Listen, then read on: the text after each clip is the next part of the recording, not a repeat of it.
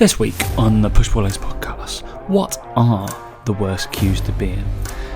And how to be a better coach. One soundbite, I'm going to give you it. 3, 2, 1, in line at the post office. Hey guys, welcome to the Push Pull Legs podcast with myself, Damik. Hey, Tom Hall, what's going on, buddy?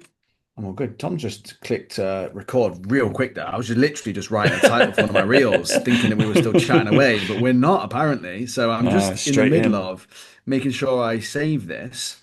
I don't want to lose all my progress on the reel I've been editing. Sorry, I'm just there we go. It's all saved. It's in the. I do like the new edits Wow. app on the Instagram. I do like the edits app, by the way. I The was edits very app, much, not yeah. Instagram. Not editing within Instagram, the edits No, app. no, the edits app. Yeah, yeah. It's I was very against doing editing on your phone.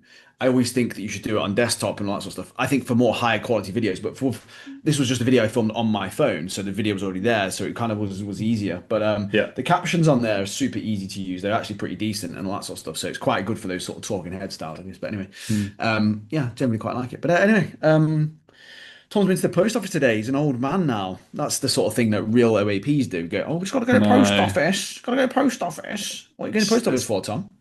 I was finally getting around to sending some of my clients some hoodies. So Ah, in 3 days, I don't know when, like I just had a big bag of fucking things, and the like guy's like, "What are they?" Jumpers. Because I'm literally wearing one, and I was like, "They're these, but in there." But yeah, it's fine. yeah, yeah. But a few people have got like. Also, I ordered some the wrong sizes. So if anybody's on here, I have already, or some my one-to-one clients have got a lot of the X. I wear an XL. They're a lot nicer. I feel like you normally want a big hoodie. So whoever is listening to this, and if you're a client, you get a hoodie of mine. Wonderful. Um, that I will be sending out and ordering way more XLs because I bought mediums, larges, and XLs, and I think even girls want XLs because they just like the baggy fit, that kind Yeah, of thing. So I'm just yeah. like, deeply regret having mediums. So basically, any client that has kids, I've sent them mediums. I was just like, Oh, there you go. yeah, It's there you nice. go. You can have a free hoodie for your child. It's Absolutely nice fine then. because I guarantee no normal size adult, I believe, can fit into the medium from the company that I buy my stuff from. So yeah, bit annoying. Bit annoying. Do Or they I'm not just have the sizes on there, Tom? well they do, yeah, but it's like Oh, okay. medium, large, XL, whatever. So I'm No, just as in like, like, do they not have like a size guide to tell you what like size the sizes are? Like, you know, if yeah, you go into a but lot of places, it'll tell you in inches or centimeters, Daniel, like what the. Daniel, you realize how little thought I put into that and just thought, yeah, I just do about 10 mediums, 10 Yeah. larges, 10 XLs. Yeah, It's that's fine. well, that was the point I was trying to get at, Tom. Yeah, was that there is In information there, you just ignored it. hindsight, I should have just gone 30 XLs or something like that and just done, yeah, that'd be fine. And then I'll send them out. All good. But yeah, it was fun. Mm. It was fine. £26 later, had to spend on that postage. Whew, that's a Crazy. lot. No, it's like £3 a pop to send what is a small package, apparently as a hoodie. Well, So that was interesting. But yeah, real fun. you know what about But small which, packages, so that's fine. wow, I know, I've seen you in the Oui, shower. So, oui, ooh. oui. Right, small packages. Uh, that reminds me of one of the. That reminds me. You obviously know my client Keith, and one of my other clients Neil when he was at the wedding, and my clients know each other from in passing from when they're going from session to session or whatever, and then Neil is normally adjacent session wise to Keith, and whilst they were walking up with their wives, and he was like, obviously, he recognized him. He was going to go talk to him. And Neil promptly goes, "Oh, Keith, I haven't seen you with your clothes on," because he normally sees them in the changing Of room. course. Yes, yes, yes, yes. Very I was strange like, thing to say, I but was yeah, yeah, whatever. and his wife was like, "What?" It's like we're Yes. normally getting changed together. What? Yeah, Yeah, what? that's it. How weird that you only know somebody through that way. Anyway, There you go. what are we talking about? Well, that post office thing has gave me something of what we can list because we love a list, of course, We and do know this. we do have some fitness content because I want to talk about jumping, all that fun things. Mainly, Hmm. it was as my group is. gain traction. It was the most watched and most watched back video that we'd done on group calls this last week over jump training. And why the fuck's it jump training, Dan? So I'd like to go into a little bit of that and why Yeah. it's fucking applicable for 95% of the people that you train. People and relating. Like I did a story like afterwards Oh, because there was like you used to swear about it apparently as well. Come no, on, it's Tom. just Getting well, excited there's the about it. whole, but obviously the guys that are in the group understand, they want to learn. They're kind of like, how do I like all the stuff that I teach or like go through? I always want to be like, look, use your own minds. I'm not telling you what is correct, or I'm Mm, telling you what's correct, but I want you to be like, does this fit into my coaching? And I'm going to explain how it can, but it's your decision whether you do or not. And jumping is a big one, I feel like people look at me. So this morning I was doing like hurdled vector jumps with an ACL rehab, and guarantee nobody else is doing that in the gym, but they don't know the application of why I'm doing it. But other than yeah. perhaps performancey physios, and then they're just like, oh, then they end up doing like fucking quarter squats with a pad. I'm like, good work, mate. Cool. Mm, Yeah, but we can talk about that vaguely. And then there was a quote from, I'll put it as a reel from the lad from Boston that I did a coach's hot seat from, which I think you will love. But we'll save that. We'll save that. That's what we call in the industry a little bit of a hook for the next segment, I believe. But I think you'll love mm. this quote. I think Dan will end up using the quote, if I'm honest. This feels Oof. it feels like a Dan quote. That's why. Oh, So we're gonna God, you be. got to keep me hooked, man. I know. But before that, um, whilst I was in the post office, I don't know what time Dan, but basically Dan texted me, and immediately when you text me, I think I left the building and went to the post Yeah, office because I was like, ran fuck away. Yeah. that guy. I think I was on the way out, yeah.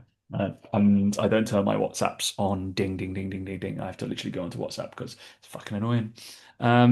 It is annoying. And but whilst I was in that queue, I'd be in a queue for like a good 15 minutes in the post office. Why is there always a queue at the post office? Fucking weird, isn't it? Because No idiots idea. like me aren't printing off and getting the scanning of the QR codes, expecting the post office worker to do all the work that he should be doing. Yeah. There's another rant. Jesus. No, I did not bring my QR code for my prepaid postage. I'd not done that in prior and wasted my Fancy ink. today. No, but I was in the queue and then it was a she was a bit of a nasty looking old lady, like properly like blowing that like constant and awkwardly standing too close to me, and I'm like trying to Mm, edge away. Um, and I was like, this is gross, and like you can imagine my face.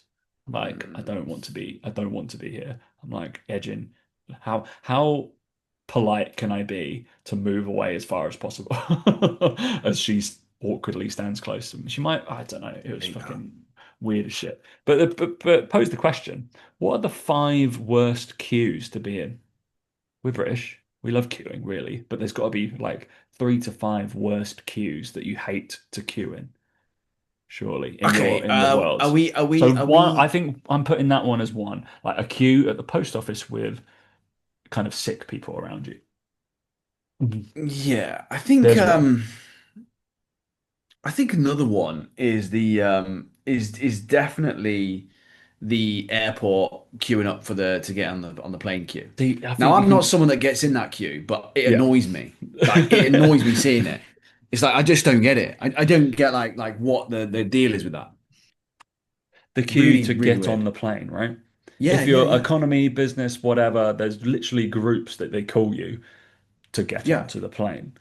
That's when, and like if you're like group nine, the last one, which I have been frequently when I go to Honduras because I don't see the point. I'm like, we're all going to the same place, and we're all Mm. getting on that plane. I've swiped in, for example, and I don't understand. Some people are like, oh, but yeah, they might ask you to check your luggage. So, They're not leaving without you. If you're in that yeah, main section there, then they're gonna like go, are you getting on this literally. plane, mate? Yeah, yeah, I am. I've Yeah, okay. I've I've been in one of the lounges before, and I've had my name called over the tannoy because I was in the lounge and everybody else had boarded, but everybody else had boarded early. I still had loads of time. I was like, what the hell? I think I Mm. was flying to Boston or back from Boston somewhere, or no, yeah, Miami to somewhere. And I was like, what? Yeah. They're like, yeah, yeah, yeah, come on. I was like, but we're not leaving for another 40. Everybody's bought it. All right, I guess we can go earlier. Cool. Yeah. But didn't realize that was a strange one. But is that the queue to get on? Is that worse than a annoying queue at customs? So Oh. in customs, obviously coming back into the UK, we don't have to queue Well, because hang we'll on. just like wash I've now straight in. thought of a third one, which is of course the baggage reclaim. Because that's not even a queue, but oh my Oh, fucking God. that's annoyance, isn't it? That's just like a bundle of like, all Of right, just where everyone can I'll get closer to the belt because somehow that means A, you're gonna be able to see better, and also that it's gonna help your bag come quicker. No, no, if everyone stands back and then when there's the a bags come, line. you go, there's my bag. I'll walk forward to pick it up and I'll move back. Perfect. Oh my God, do you know what? Actually, airport queues in general. Let's just put that airport queues in general. They're the worst. Like They're they the are the worst. worst. And I have to say, like, since being a little bit more being able to go into lounges and stuff like that, you do definitely move away from that a little bit more, which I'm very thankful for. Yeah, But fuck me, like it is painful. Like for me, the extra cost of flying business class for me is that it's not just the plane journey. it's Like I think the everything else. more Yeah, it's the airports don't stress me out now. And it's that, and it's that you realize what you're actually paying for, and people just think it's the seat, and it 100% is not. Like 100%. Like you said, even when you go and you get through the security bit, it's like where you get fast track through you get a separate section, and then you go straight to a lounge. And you're just like, airports stress me the fuck out big time. Don't like them because there's so many other people usually. I just don't like people. like the only annoying thing, obviously, with any kind of like business ticket, you can't go through immigration quicker. Like No, that normally doesn't happen. So it's just like, no, oh, right, that's annoying. yeah. But because that going through Miami is the worst one. Like they're fucking like, oh yeah, because obviously we're flying to Buenos Well, Aires, like into Isn't any American immigration worth our worse? like Pretty sure they're for like bad. South America. There's some things like please leave 3 to 4 hours between like in lieu Connections. from flights because like yeah you need that from if it's a domestic to domestic like if you're going international to domestic then it's okay because that's but we've left 3 to 4 days so we should be all right Yeah, um but yeah I was like fuck that but that's I annoying. think yeah the queue for immigration control is that worse than the queue to get on the plane. No, because I think the immigration one is it has to be. It's It's just the last one isn't it so it's it like is, all but it right I'm also almost it there. also it has to be. It's part of it. It has to be there. The queue for the plane doesn't. It doesn't have to be there. Like you're standing up to go and queue for a seat that you're going to sit in longer than if you just sat Then down where you you were. Like it just winds me up.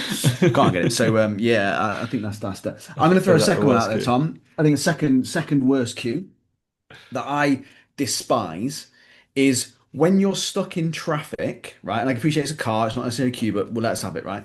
Is when you're stuck in traffic and the accident's on the other side of the road. Yeah. Oh my God. Like, again, if you're stuck in traffic and there's an accident, there's nothing you can do about it. But it's when people slow down to look and then it backs everyone up, and I'm just like, really annoys me. Can't get my head around it.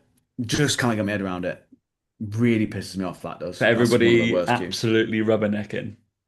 Awful. Yeah, awful. And then people say to me, "Oh yeah, but do you not look as well?" No, no, no, I don't look. I just go. Like just go. Like what are you looking at? What's going to happen? Oh God, yeah, that gets me. Traffic queues are annoying. Like queuing off, say if there's a queue to turn off, for example, or like I don't know, you're on the motorway and you're turning off. What's the ones I don't know the when 2 lanes are going down to one. And everybody's gotten over. Fucking morons. All right, if you're one of the, you can turn off now. If you're one of the people who gets in the queue Oh no, go and all the way down. don't go all the way down and merge in fucking where it's meant to be, merge in Yeah, lane, and it's merge where the fucking cones are. Because literally in America they say like a zip. Use the yeah, 2 lanes because there's more capacity for cars to get yeah, there and then start to merge like a zip. Don't get in the queue. Like you're meant to go down that fucking use as much of the road as you possibly fucking can. Annoys the shit out of me. Oh no, it's polite. That's just It's the not British, polite. It's mate. daft. It's just the British, Like mate. There's nothing you Yeah. can do about it. They're I've just also rubbish. used I've started to sometimes because there's a few roundabouts that I know it works on in London. Whereas like I do the slingshot roundabout where I Yeah, go yeah, around yeah, and go there. I've started yeah, using. for There's a few sure. as long as you know them which ones it is. I'm like there's Yeah. one around like But I do that North because Finchley like people Edgware. are just dumb. The reason I do that Right, is because you people are should do dumb that. and the drivers can't be dealing with them. There's one going into Heathrow as well that you can do that slingshot roundabout on, Yeah. which is quite funny. But yeah. Interesting. That's a bad queue. So we got three. I think are those the worst? Lines at the post office is such an old man thing to say, but I think it's more lines when somebody directly next to you is sick. Fucking gross. Yeah. That was what I hated about it. I Hmm. mean, the other one that I get, I don't have to experience anymore, thankfully. But what's your take on queuing at bars, Tom? I was really hoping you were going to say like something else there because I was like because you have people who do that for you. Okay, cool. No, no, no, Like no, I just no. put I don't have the queue there because I employ somebody to queue there. Yeah, can you imagine? That's Queuing at you, mate. What are you on bars. about? That's you more than me. Fucking hell. Hey, posh boy. Queuing at bars. I think you're vastly overestimating the amount of bars I go to in my Well, old no, I mean, age I'm just trying to think about when I was a bit younger, and right? how Is much that table service I have. Yeah, yeah, yeah. It's like there's no queues in bars, is there? It's just get to the front It's as just and get any there. way, Yeah. which way you can. And I think it was one of them where I used to get annoyed that if you weren't budging people in or whatever, and then obviously at uni it was always Yeah. girls got served first because they just stood there, you know, on the night There's a out very going, if what's his Dave Gorman. If you ever watch Dave Gorman's Modern Life is Goodish, he does a great segment on queuing at bars and how to interact with where you're meant to be and how to position yourself and where yeah, you should kind of be. And then like the how to have your note, whether you fold it in lengthways in half or like in half and where you yeah, like how you show it and all this shit. Such a funny fucking thing. yeah, But yeah, I've queuing at bar. I've not queued at a bar for a long time, mate. yeah, That no, I know of. It's kind of like most of the places we go to, or if we were at that kind of place, would be table service. Not because it's fancy, but it's just like that's what it is now. Apart from at a pub, whatever, obviously. whatever, Well, Tom. you go to a pub, it's like fine, isn't it? But yeah, Yeah, pub would be that kind of sensation. But yeah, queuing at a bar when yeah. we were younger, yeah, I get you because queuing at nightclubs was like I don't like queuing to have to Ugh, pay queuing to pay to get in somewhere. Very yeah, annoying. yeah. It Yeah, was just yeah, and that just queuing outside in the freezing cold as well yeah. for places like that. Oh my God, that's uni. That's just uni. Like It's just taking back to uni uni was days. like Tiger because we had into Tiger obviously they were trying to make it as like girl dominant as possible Mm, because all our young riling men and obviously we were socially awkward so we didn't know any females so it was like yeah, we had to try and make friends with people in the queue and that was fucking annoying you could only enter if you had females in your party that's annoying but yeah yeah. we weren't cool enough to know females. It won't be a problem these days. You can just say what you want. I'm a female. Let me in. Sweet. There you No, go. true. You're in. Nice beard. Easy. Yeah. Yeah, yeah. But yeah, those are the worst cues. I think Yeah, I'm that's a trying to very think of British other ones. conversation. I'm trying to think of. I Mm. think I don't think there's any more. They're definitely the ones that No, I was trying to definitely. think like at the supermarket, not so much, is it? Like No, that doesn't really happen. I mean, there's no, you don't really queue at the supermarket that much anymore, right? If you've got your wits about you, you don't go at I don't go at silly times, so I don't want to no, be in a queue at the supermarket. Yeah, apart from that, it's queuing in the car, queuing at the airport. You don't queue at a train station. That doesn't happen. I don't queue for the bus. I don't believe. no. The last bus I got was for my wedding, so we didn't queue for that. It was also private. I don't think there's any Yeah, others, is there really? no, very fun.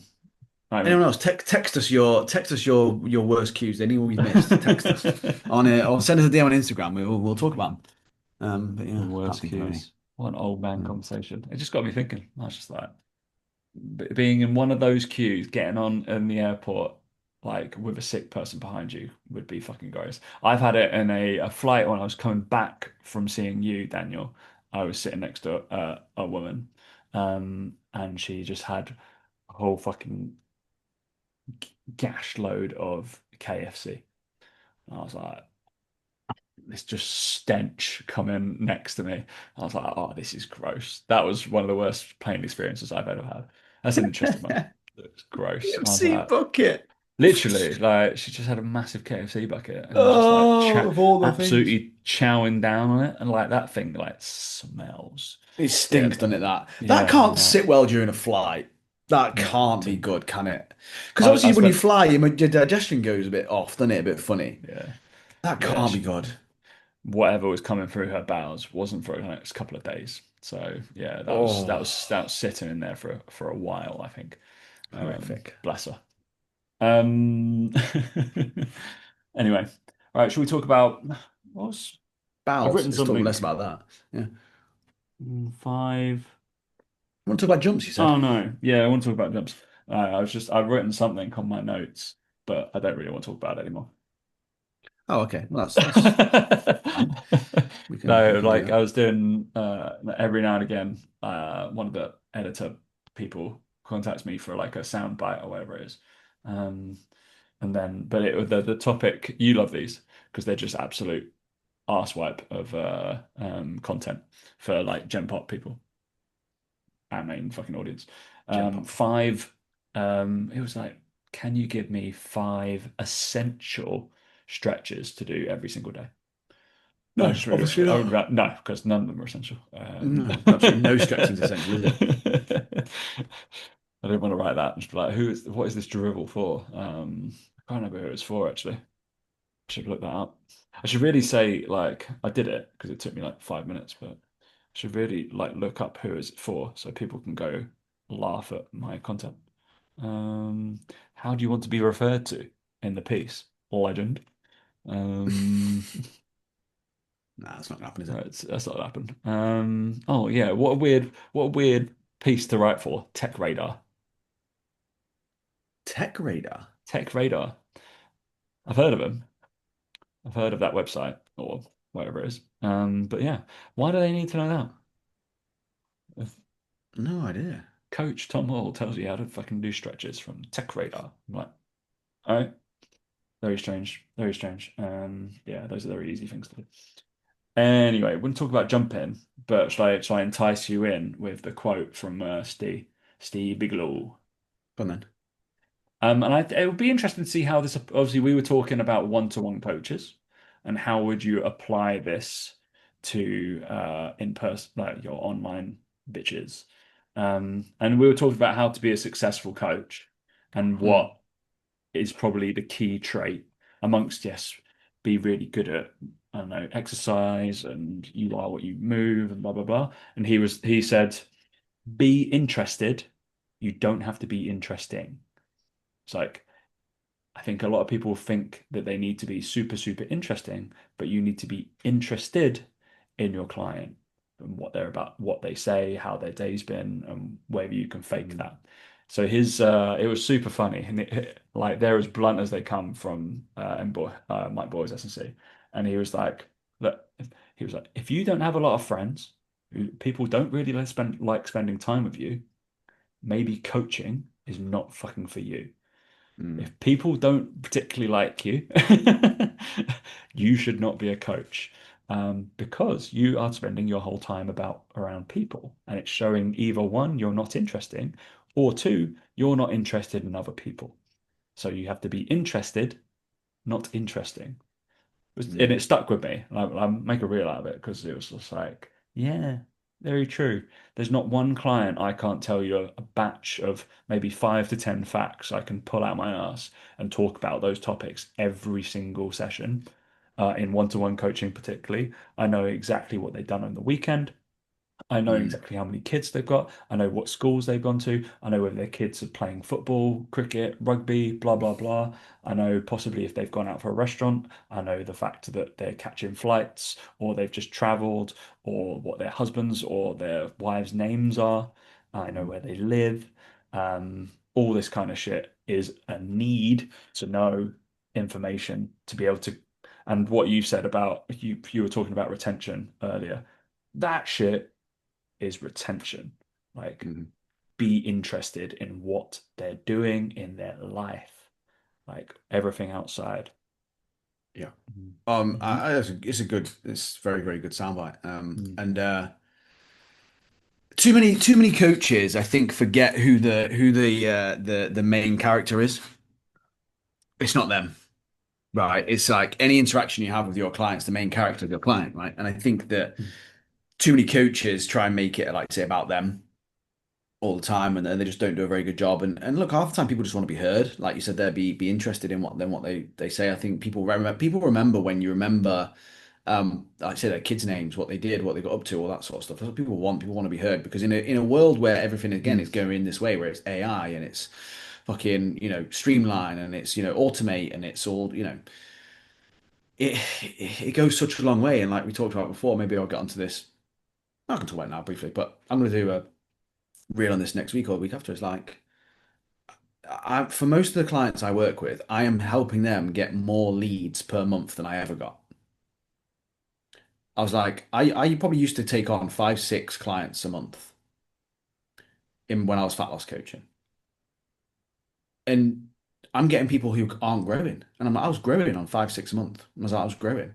I was like, looked at my stats just then. I was like, this year I've taken on 63 new clients. Last year I took on 67 new clients in a year. In a year, that's less than my total number of clients, right? So I'm bringing on 5 to 6 a month on average, still same number, and I'm growing year on year. And I just sit here and have been growing year on year, and I'm like, you do not need more clients than that to grow. If you need more than that, it's your coaching shit. Just saying it as it is. Your coaching is shit, and we can throw out all the excuses of people wasn't the right time of year, finished their goal, lost the weight. You can use all that stuff. Well, what mine didn't, did they? All my clients from before, they didn't have that. They didn't have those issues. No, no, they did have those issues. They just stuck around because you're a good enough coach, because you were interested in them, because you gave a shit about them as a human more than just someone that gives you money to get to that point. You're looking at Mike Boyle and the stuff those guys do there, right? Is I would Mm. I would put good money, very good money actually, on the fact that their business model is built on retention. And that Massively. the majority of their profit comes from long-term customer value, Mm. long-term clients that stay for a long period of time. It's not even that, like from their customer value is like families. Like the parents go to the adult group or adult PT, Yep. the kids end up going to the kids Yep. group and the high school group and then whatever. It's Mhm. like you're getting families of people coming coaching with you. Like Mhm. that's what it builds And I community bet and you that like people, and I bet some of the athletes there at high school go away to different high schools, come back from their holidays and train. always come back and train there. And it's Of just course they, like, of all right, because course it's they, like, yeah. oh yeah, I want to go train at like, yeah, go see Steve, go see what's going on. Oh, It's it's Coach Biggs is going to honestly be there. it's All right, it's let's do it's it. it's honestly like in the boom of online coaching, it is the biggest issue within it. The Yeah, biggest issue is I actually think that the coaching industry has grown in terms of number of participants in it. The actual number of coaches has not changed. The actual number of coaches is pretty similar. The people who are trying to be coaches and participating in it is gone up. The amount of people who can actually coach is very, very small percentage. yeah, A it's just very small percentage. And the fact that a PT comes on and says that, it just tells you everything. And the fact that people go, oh my God, that's brand new information. It's like, no, it's not. literally, it just resonated with me as well. And obviously, like through our realm of coaching, it's like it's second nature of like just be a nice conversationalist and like that kind of thing. Don't You're trying to reflect the conversation onto the other person. If you find yourself, and I catch it, if you find yourself talking an anecdote about you were once there, I try to take myself away from it. And if you go, oh, like Dan played golf, if he said, oh, like the conversation before this was, you turned to scratch golfer today, it wasn't, oh, I wish I could have done that. Immediately, I was like, oh, and you went and played Yaz Links, right? Did we watch the other golf? And like, instead of leading the Mhm. conversation into me, lead the conversation and keep it on Dan. And then we ended up talking about his experience at Yaz Links and how we could talk about an anecdote from there. And suddenly he gets a little bit more guard down, more friendly, has a little bit more laugh, not because I've taken the conversation away. And and people think coaching is like what fucking exercise that is the magic one that I no no no Mhm. fucking shit tons of exercise I could I could possibly give you. I'm harping on about like the perfect session using these seven stages of structure. I mean, dog shit if I don't get on with the person and they won't do what I say, like, and have that Mm. buy-in. So And I think as yeah, well, like I said, with that is that coaches can't mm, wait to show off their knowledge or show off what yeah, they know or show massively. off how much they've learned and how much they've done. And it's not. And people sit there and go, I don't really care. Like they again, like it's great that you have that knowledge and it's great that you're learning stuff and it's great you're doing that stuff, but it's really not that important in the moment and in the thick of it. And I think that that's where you've probably got far more experience than me of this, but I talked about you probably I don't know if you've watched it, you probably haven't watched it, you probably haven't needed to, but I talked about you in one of the members calls the other day, and we were talking about retention, and I was just like, I was just at Tom's wedding, and I was like, there was like six of his, I can't remember six, I counted six, probably more, six of his clients at his wedding. It was I was like more. It was six, more. yeah, it was probably more, but I just the ones that I knew of, do you know what I mean, interacted with. I was like, I was Yeah. like, there was loads. I was like, there was loads. I can only remember six. I was like, there's loads of them. I was like, clients at his wedding, and I was like, that's not because Tom is well read on books. That's not because he knows about jumping and plyometrics and fucking EBT or whatever. Do you know what I mean? It's like, it's not about that. It's the fact that he puts them first more than himself. It's the fact that he puts them in that position. So then, of course, they want to come to his wedding and support him and all that sort of stuff. It just, like I say, in this day and age, it is just completely gone. And we spoke briefly as well before about how this industry is now all about money. It's all just turned to how much money you can make. It's all so money obsessed. And like we're two people that have done all right financially, right? But it's come from a place of client first, of like, do a good fucking job. Like be someone that's a really good coach, like and that stuff will come. But I just really don't like the way the industry's going. It's all becoming money first. It's how much money can I earn? It's when and I've had calls with people, consultations recently. How long do you think it'll take me to get to X amount a month? I'm like, fuck off, you're in the wrong. Just go away. Like you're not doing this for the right reasons. Like, guess what? I won't be following up with you and seeing if you want to sign up. Go away. Like, and I'm probably next year going to start being a little bit more firm in some of my content talking about this because um, I don't like talking about money.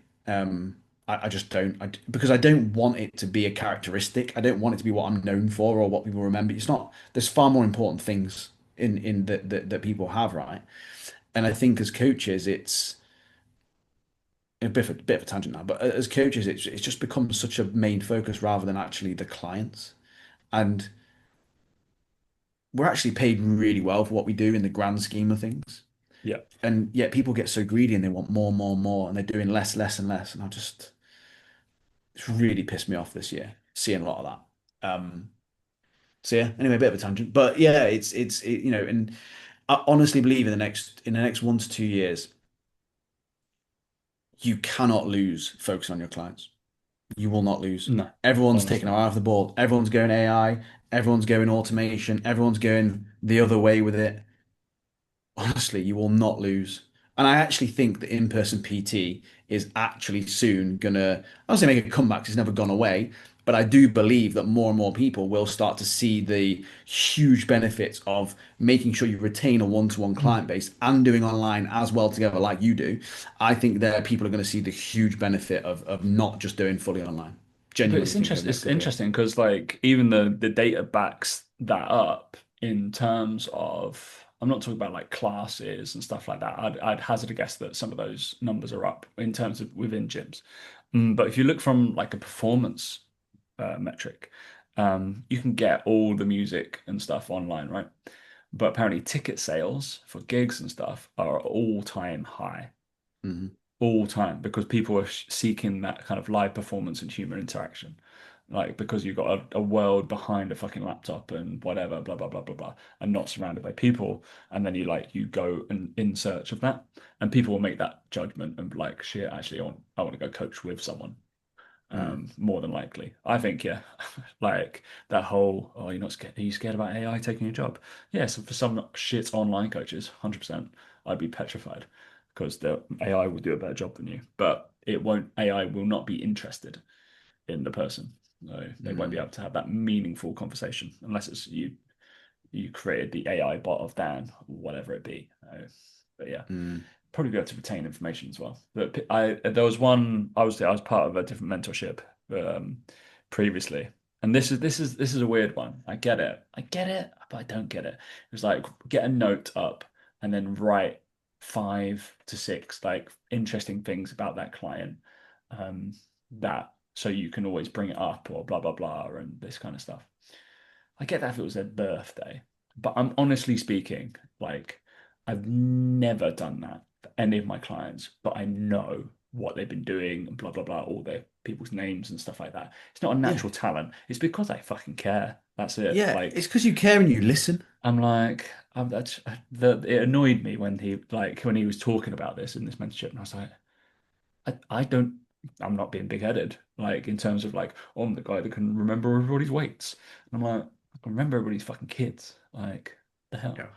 And they speak about them enough in their fucking check-ins, so I should be able to remember.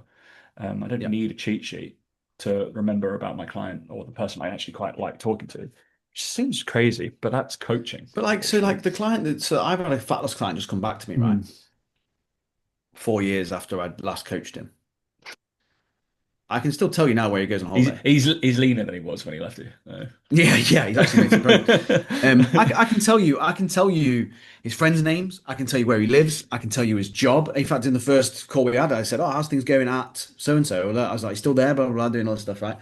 I know where he goes on holiday. I know what his favorite food is. Still, remember his favorite food, his favorite drink, all this sort of stuff, right? It's just like 4 years on. It's just giving a shit, and people can go, "Oh, it's memory." It's not. It's giving a shit. It's just giving a shit about people. It's caring about them. To the point where I can probably even remember some of the people in person PTs that I remember. One of my clients, Sue, I can remember some of her stuff. Like Mm. again, 6 years, 7 years ago, coached her 3 times a week. I remember things about her. If I was to see her now, I'd be able to bring them up and talk about them. Yeah, literally. Like I think I'm gonna do a call about that in the group. It's got to be.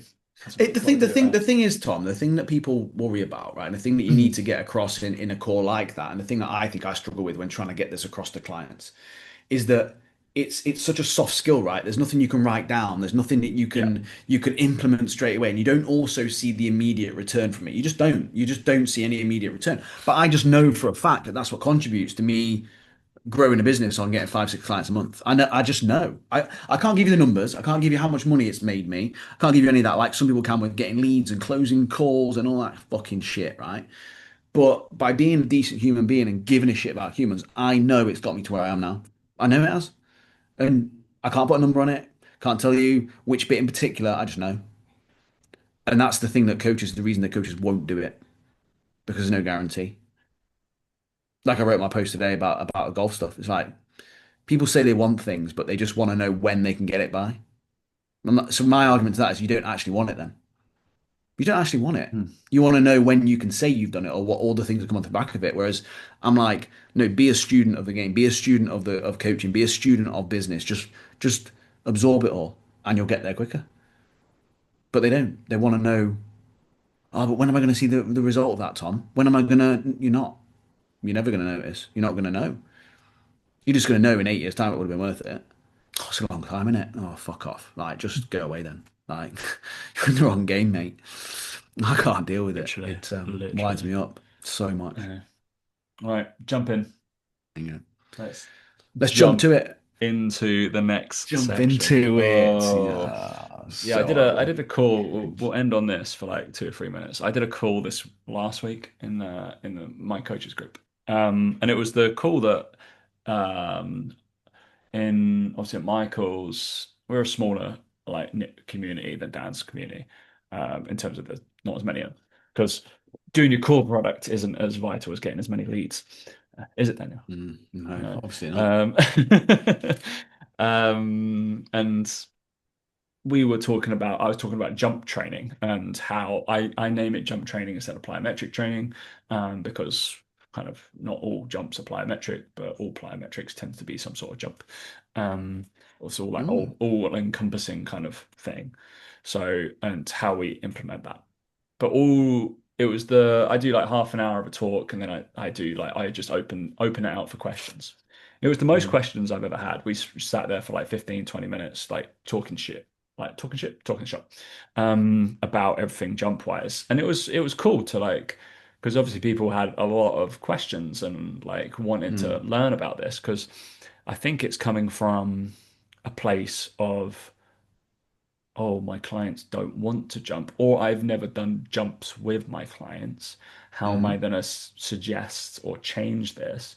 That why am I doing it now? You say, just, it's fine. You just say, we're going to try this. We're going to have a go at this. We're going to remember that sensation when you used to do this. I've done some reading and blah blah blah blah. Because one of the Hmm. biggest aspects I always say to people, you're not like, in terms of my whole mantra, I'm training you for the 95% of the people that actually pay you money. Okay, and you're going to get a result from them.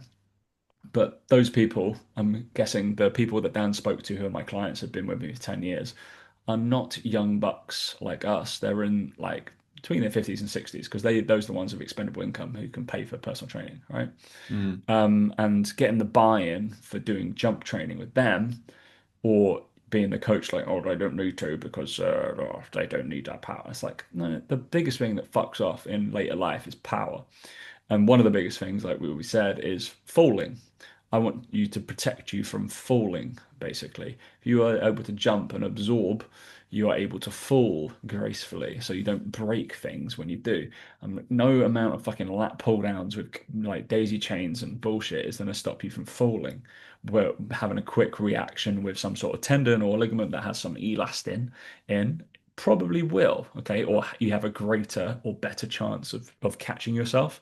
So that's the buy-in. Like people are underestimating like the use of not plyometrics, jumping, literally jumping off onto something is fine. Like, and understanding the progression of why we have like there's five different phases of jumps. I said amortization about 17 fucking times in that lecture, and I've never said it like as many times as that. And Hmm. understanding those things of when they come in and how to progress them. But it's, yeah, it's getting the buy-in, I think, from the client and yourself to understand why you started implementing that. And just do it like gently. Like, oh, I'm gonna put some jumps in your warm-up. Cool. Don't throw them in at your fucking like Metcon and doing like box jumps for 26 reps. It's like that's not how we're doing this. Like, just put it in like, oh, actually, we're gonna do this before we squat because I've read that it increases like muscle power for a short time, so we'll be stronger when we squat. Cool. I'm bought. I would make myself a little bit better at squatting, which is all good. Yeah. So I found it interesting that it invoked the most questions, but it was very much centered around application to my client base, or how can I get my clients to buy in that they need to jump, which yeah, a lot of bodybuilders are gonna be like, I don't need to. No, you don't need to, but I'm gonna take the person in who's gonna have a better life, who can jump around, who than the one who can't. Yeah, Dan can't jump. No, white men can't jump. No, not at all. I think there's also that part of it where, I mean, you would also talk a little bit, I'm sure, around um, like loss of power is one of the biggest indicators of falls and stuff, right? It's Yeah, like yeah, yeah, massively. people always talk about, they talk about, I suppose, power from a athletic standpoint and wanting to improve performance, but it's like actually it's the leading indicator again of like people Mm. hurting themselves, losing Yep. losing the power. So I think that's how you again sell it to your clients. Like there's a huge part of it with that, right? Mm. Yeah, which most people tend to personal train a slightly aging population. Yeah. So that's where you're getting the buy-in from. So yeah, just understand that. It's definitely from a one-to-one point of view. From an in-person point of view, it's obviously there's a broader spectrum of ranges of probably a younger crowd that have got it, right? They're Yeah. doing online coaching because they just understand it more. But yeah, especially with the in-person guys, that is the thing to do, which is cool. Also seen quite a few of my coaches doing testing weeks over this month as well, which is quite fun to see. Oh, that's I'm nice. like, fucking good. Future pacing. I said put testing week in November, let them have December off, and you can fucking go for it. Yeah, it's quite fun. Easy. Very fun. Nicely. Right. Any other Look at people business? listening to you. Look at people listening to you, Tom, like you know what you're I doing. know. Eh, It's it's shocking. carrying on. Shocking building businesses that don't last them a lifetime instead of like how much money can I make in a short term and then flame out. Mm. Crazy. Absolutely crazy. No. Yeah. All right.